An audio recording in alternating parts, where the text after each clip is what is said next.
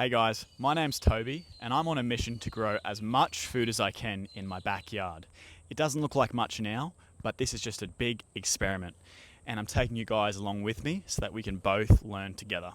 So thank you for watching, enjoy the video. Cool, I think we're good. Well, welcome back guys.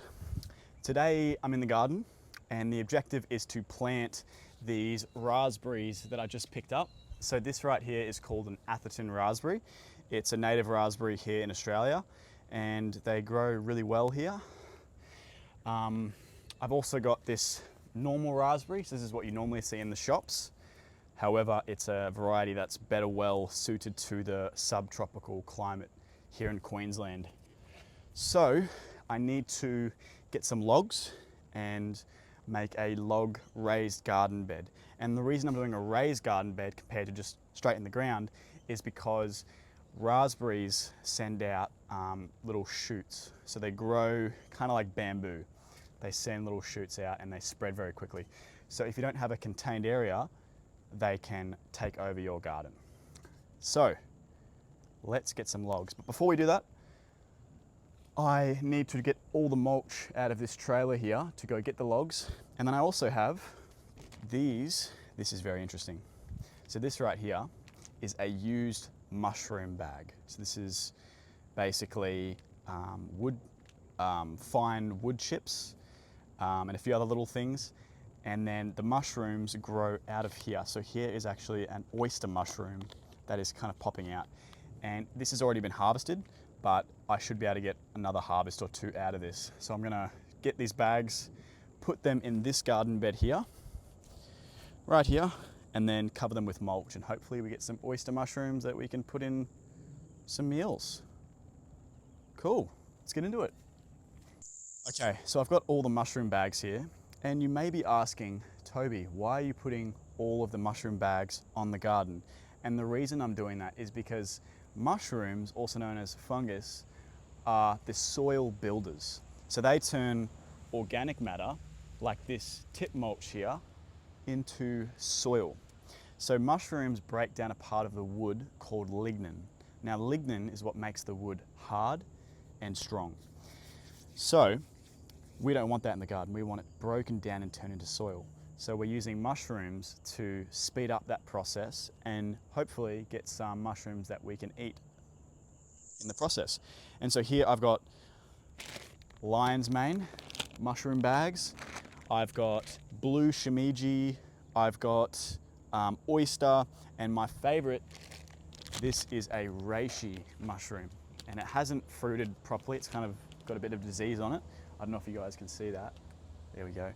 It's like an alien. So this is, reishi is a very hard mushroom. I don't know if you can hear that. It's like a rock. And these are a medicinal mushroom. So they help with, I think, sleep and stress and all that interesting stuff. So we'll put that on the garden bed and then cover it with this mulch.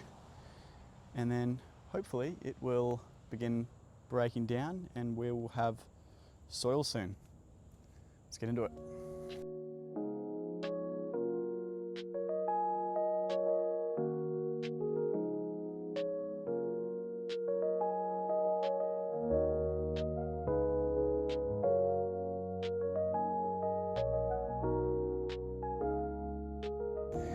Okay, so I put all of the mushroom bags down.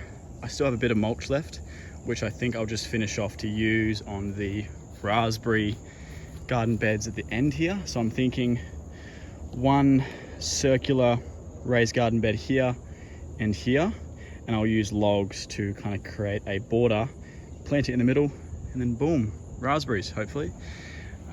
But first I need to flatten the soil a little bit so the logs are not on an angle. So let's get into that. Alrighty guys, I'm about halfway through this first garden bed and it's looking pretty good. It was a little bit harder than I thought to get it all level and make sure the logs are pretty much touching so that no soil gets through. And I'm going to finish this one, do another one next to this comfrey here, and then another one over there. And check out all this wood. Oh yeah, lots of wood. And this was logs that were left out in the rain, so you can see it's absolutely covered in fungus, like so many different colors, like purple, white, red, yellow. So this will all break down and turn into soil, and then I'll just use the leftovers of this mulch to fill in the garden bed. So lots of organic matter that will turn into soil, hopefully. So this is my little experiment. Let's get back into it. Okay, so I've just finished this garden bed. Now I'm going to fill it up with the tip mulch, and I'm also going to put some of the extra mushroom bags in here just to help break down that mulch. One mistake I did make doing this is the logs are all different heights, and the problem with that is I can only fill the soil up to the lowest log. So that means that these ones, there's going to be a big gap between the soil line and the top. So I think for the next garden beds, I'm going to try and dig the soil deep enough so that they're all pretty much level. And once again, this is not meant to be perfect. It's just meant to be an experiment. That's the right word, an experiment. So I don't have any compost at the moment. My compost pile just over there hasn't actually broken down yet. It's starting to turn into, you know, that black goodness. Needs probably a few more months, I'm guessing. So I think I'm just going to have to use some potting mix, which is a bit sad, but I'm going to kind of just like fill it up with mulch, put some potting mix in, and then plant the berry in, and then just hope it works from there. Cool.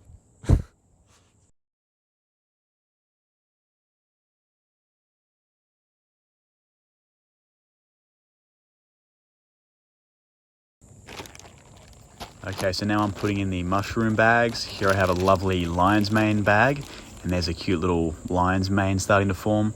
Look how cute it is. So squishy. I'm just gonna chuck that in, boom. All right, hopefully that will all help break down the mulch and turn it into soil. Okay, so now I'm adding the reishi bag, and as you can see, I'm kind of struggling to get it out.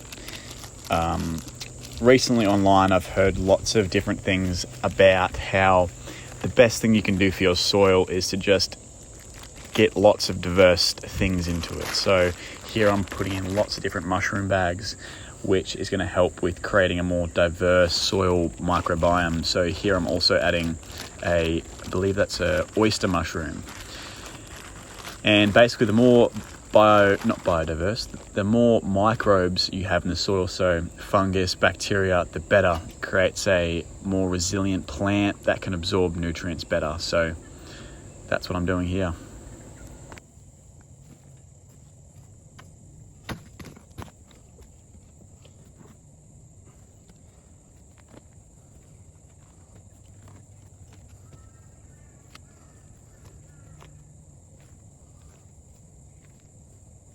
Okay, so now I'm just going to pour the potting mix over the mulch.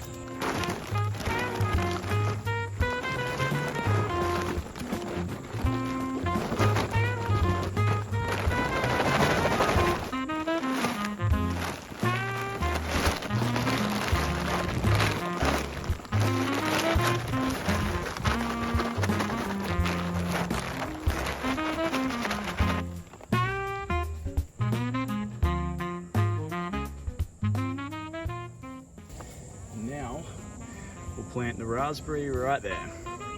Actually, we might even make a mound. That might be better.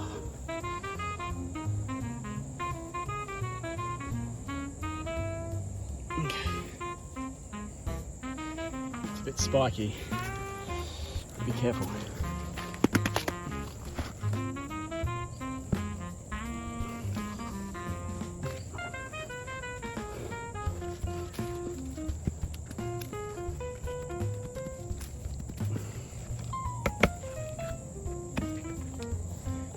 Cool. There we go. First berry in, and now I'll give it some mulch. Okay, now I'm going to give the raspberry some worm juice as a little boost. So let's see if we've got, oh look how dirty my hands are, oh my goodness. All right, let's see if we've got any. Whoa. So that is pure worm juice. It looks disgusting, And that's because it's just pretty much all the juice from the decomposed everything. But it is great for the soil. It's full of all the enzymes and nitrogen that come from the worms breaking down vegetable scraps and all that. And it's free. So we'll mix this up in a water pot and then pour it on the raspberry.